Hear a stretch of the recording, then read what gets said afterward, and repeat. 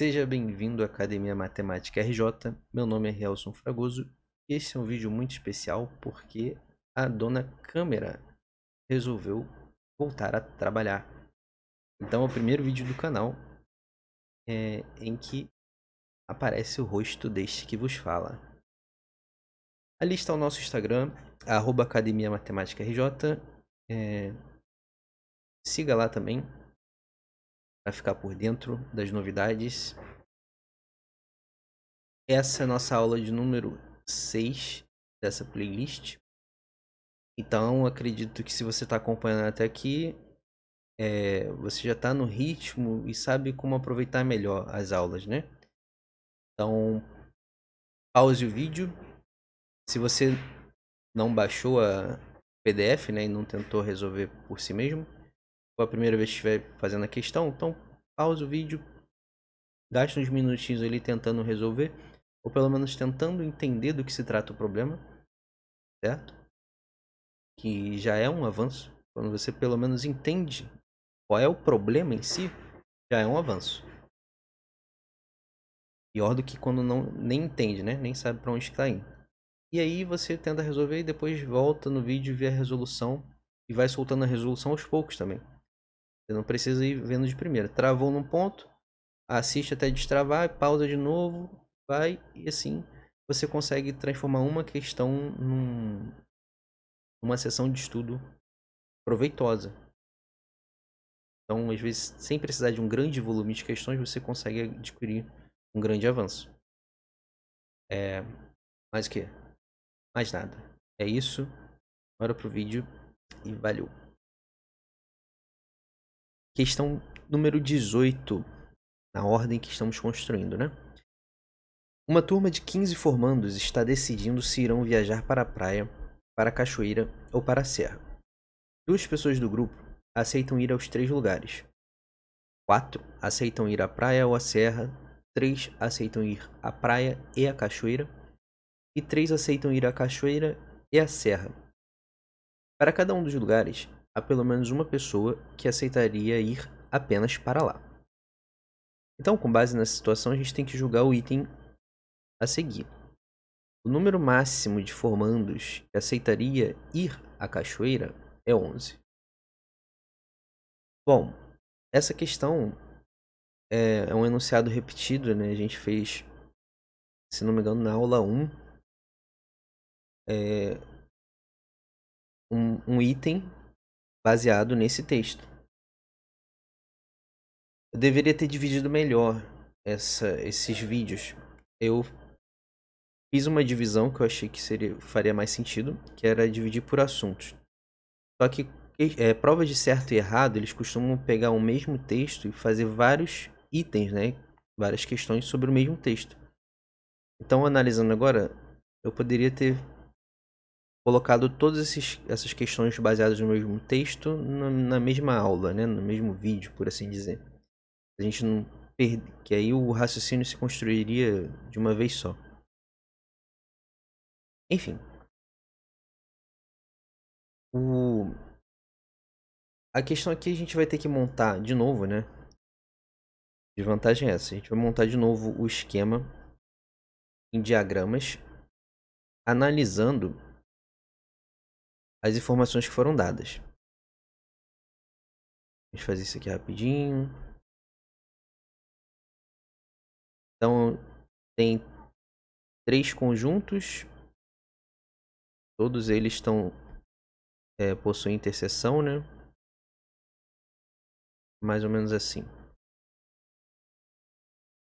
Vamos nomear que praia, serra e cachoeira.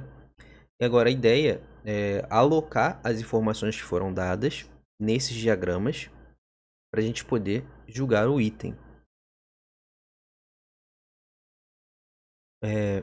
Via de regra, começar sempre pela interseção do meio, mais central possível, se ela foi informada, né? Se ela não foi informada, você joga uma incógnita lá. Ó, 2 pessoas do grupo aceitam ir aos 3 lugares. Então, o número de elementos aqui é 2. 4 aceitam ir à praia ou à serra. Praia ou serra é essa região aqui, ó, do diagrama. E ele diz que tem 4 elementos ali. Se eu já considerei 2, então essa região fica com 2. 3 aceitam ir à praia e à cachoeira. Praia e cachoeira é essa região aqui, ó. Se já tem 2 ali, para completar 3 falta 1. E 3 aceitam ir à cachoeira e à serra. Cachoeira e serra é essa região do gráfico. Mesma coisa, já tem 2, adiciono 1 para completar o 3. E para cada um dos lugares há pelo menos uma pessoa que aceitaria ir apenas para lá. Então as regiões exclusivas, né? Exclusivo praia é pelo menos 1. Exclusivo serra é pelo menos 1. E exclusivo cachoeira é pelo menos 1.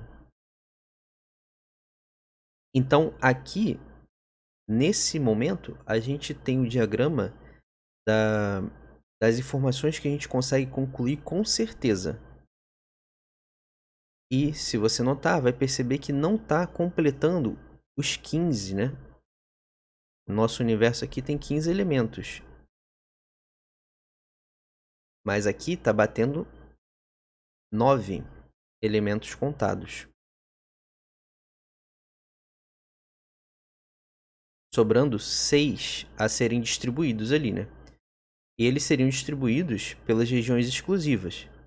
Porque aqui as interseções já foram limitadas certinho. Nas regiões exclusivas, exclusivamente serra, ou exclusivamente praia, ou exclusivamente cachoeira, é que ele deixou solto. Ele disse, não, tem pelo menos 1 lá, em cada uma dessas partes. Então esses 6 podem estar distribuídos ali. Só que a gente não sabe.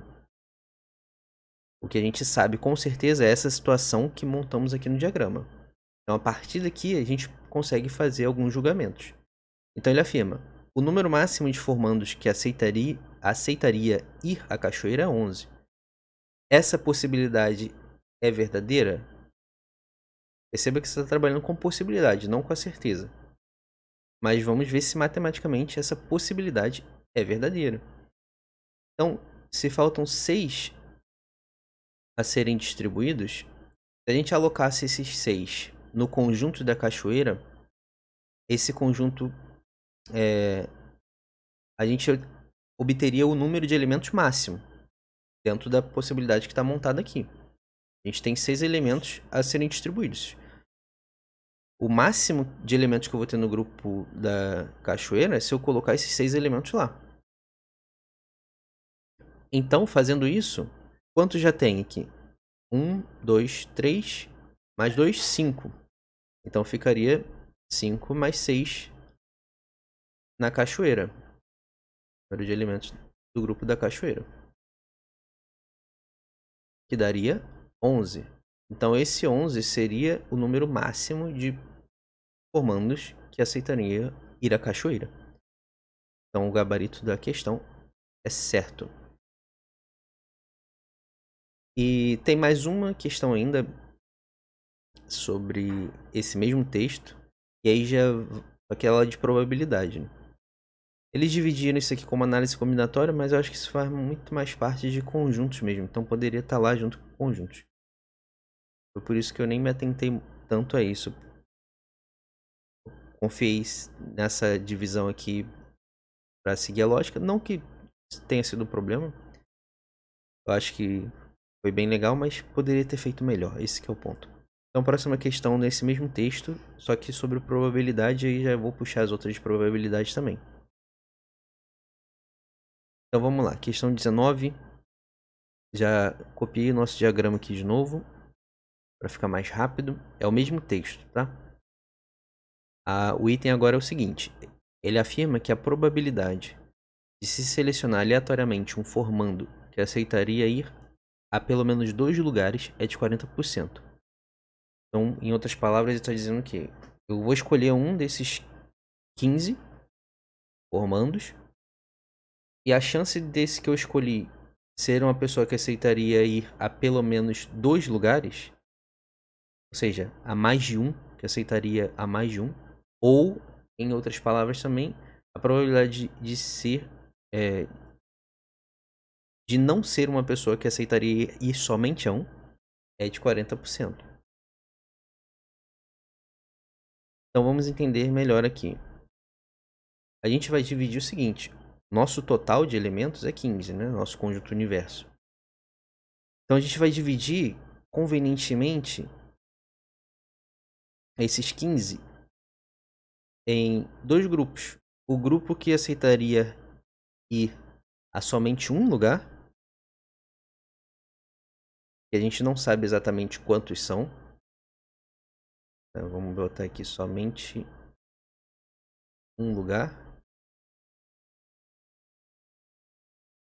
E o grupo de pessoas que aceitariam ir a mais de um lugar.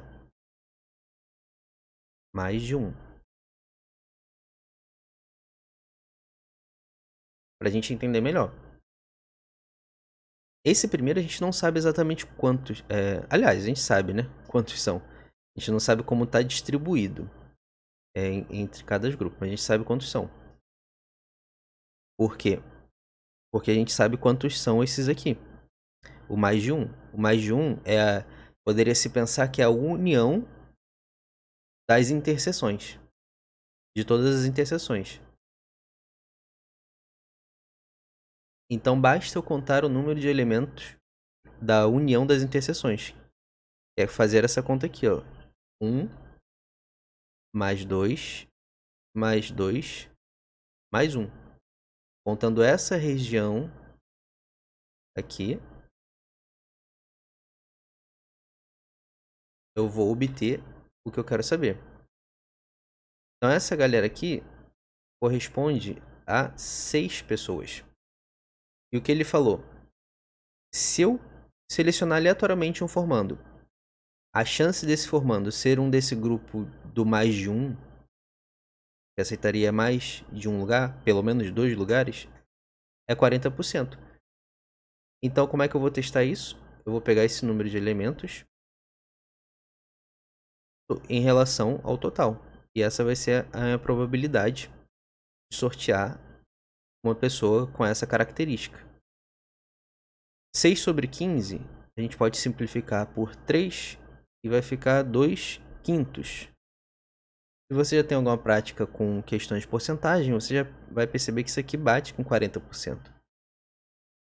Mas, se não, aí você pode fazer essa divisão e aí transformar o decimal em porcentagem. Ou então você pode fazer a regra de 3.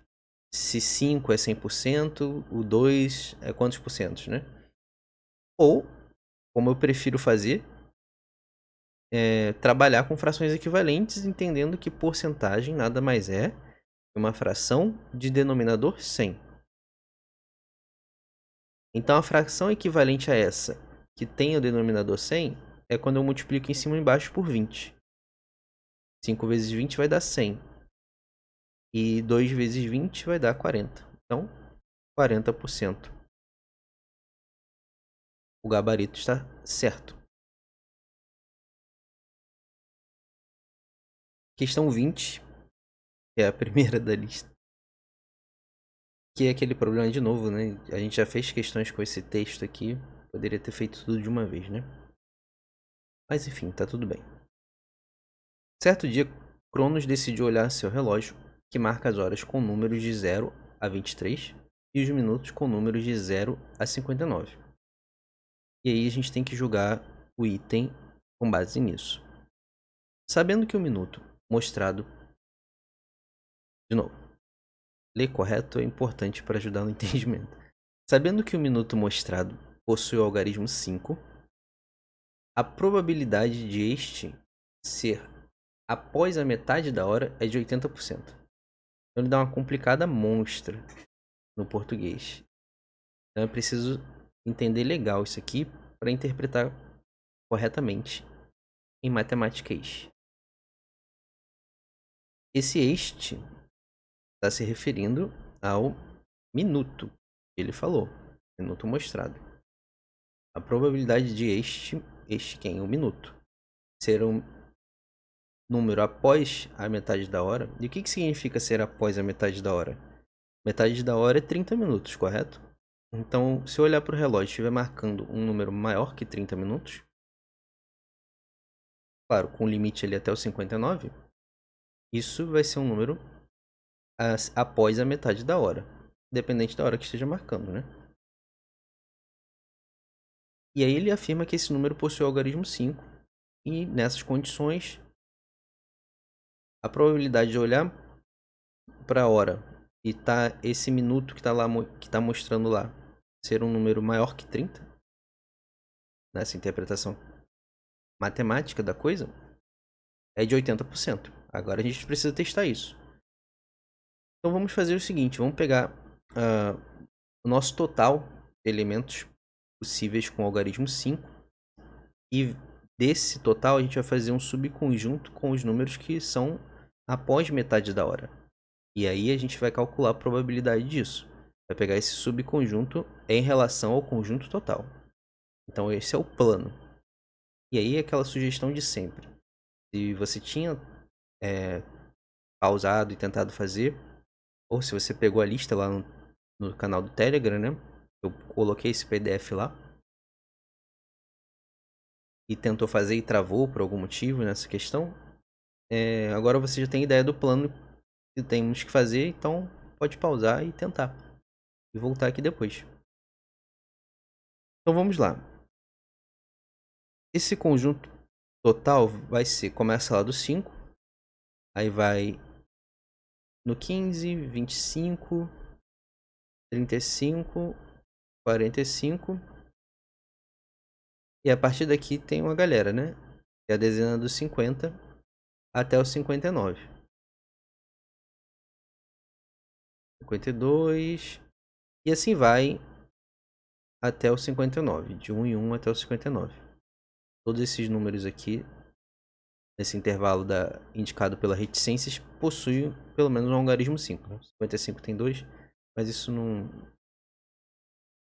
implica em nada. O que acontece? A gente precisa contar quantos temos nesse total aqui.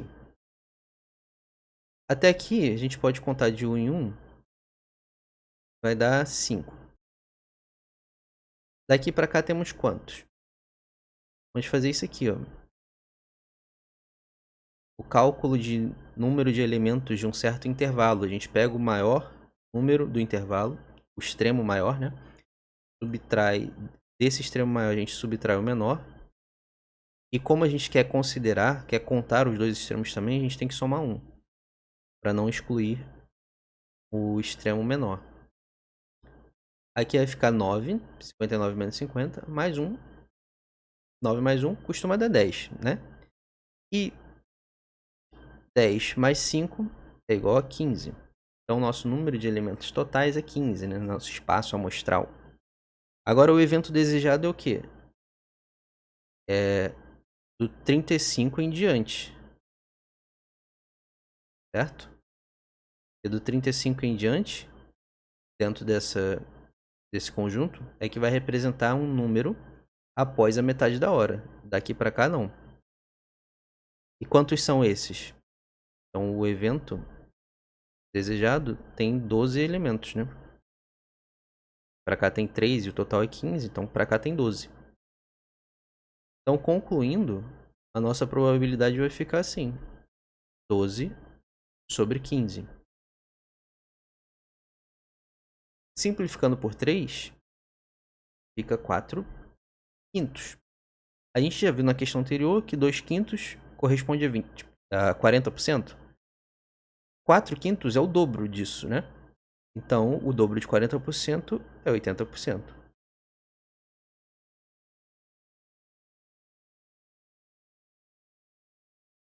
Então, o item está correto. A probabilidade do evento que foi relatado acontecer realmente é de 80%. Questão 21. Mesmo texto do Cronos. É poético, né? Botar esse Cronos aí com essas questões de relógio. Legal. Criativo. A probabilidade de o número mostrado nos minutos e o número mostrado nas horas ser idêntico é de 1/60. Tá, vamos entender. Eu quero olhar para o relógio e ver que o número que está nas horas é o mesmo número que está nos minutos. Então, isso aqui são alguns exemplos dessas situações. E assim vai. Ok. Então, esse conjunto do evento desejado, chamado de A, poderia ser representado com pares ordenados, né? Dessa seguinte forma, onde que o primeiro é hora e o segundo é minuto. Então, nossa primeira ideia é entender isso para poder calcular quantos elementos tem nesse conjunto. E iria assim até o 23, né? Quantos elementos tem aqui? Aqui até que fica fácil de contar que tem 24 elementos. Por quê?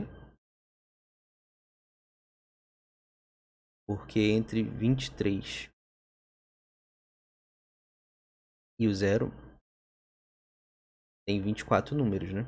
Sabe que para incluir os extremos em um dado intervalo, tem que somar 1. Então, aqui tem 24 elementos. O mais difícil agora é calcular o número total de combinações de horas. Vamos chamar isso de T, né? Representando o total. E aí, como que você faria? Eu sei que para cada hora, por exemplo, se eu considero 0 horas, eu vou ter 60 combinações, né? Pode ser 0 horas e 0 minutos, pode ser 0 horas e 1 minuto, e assim vai. Então, usando uma técnica de análise combinatória, a gente vai perceber que o número total é o número total de horas, número de possibilidades para as horas, vezes o número de possibilidades para os minutos. É 24 vezes 60. E essa continha vai dar 1440. A probabilidade que a gente deseja é o A sobre T. Para ver se bate com a afirmação que foi feita. Ou seja, 24 sobre 1440. Ele disse que isso aqui é 1 sobre 60. E aí você se pergunta, tá, e eu vou ter que simplificar isso até ver se bate realmente com 1 sobre 60? É um plano. Mas olha outro plano aqui. Eu vou já direto fazer o seguinte. Eu não vi aqui que 24 vezes 60 dá 1440?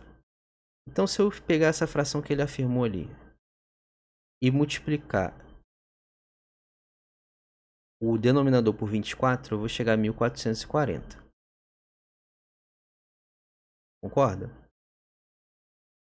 Então, para essa nova fração ser equivalente a essa daqui, eu tenho que aplicar essa alteração que eu fiz no denominador no numerador também, né? Eu multipliquei embaixo por 24, tenho que multiplicar em cima por 24. 24 vezes 1 dá 24. Então, olha só, realmente bate. A probabilidade de acontecer o que ele falou realmente é 1 sobre 60. Então, não precisei ficar calculando a simplificação, entendeu? Já testei logo de modo reverso, né? Testei logo a afirmação que ele fez e se desse uma fração equivalente à que eu achei, então o gabarito está certo. Se por acaso desse uma fração diferente dessa daqui, ou seja, o denominador seria o mesmo, mas quando eu aplico a alteração para o numerador dá um número diferente de 24, quer dizer que o gabarito estaria errado. Então, resposta certo. E vou encerrar o vídeo nessa questão. Fechamos aí a parte de análise combinatória. ainda tem mais algumas probabilidades, se eu não me engano, 2. E a partir daí vai raciocínio lógico.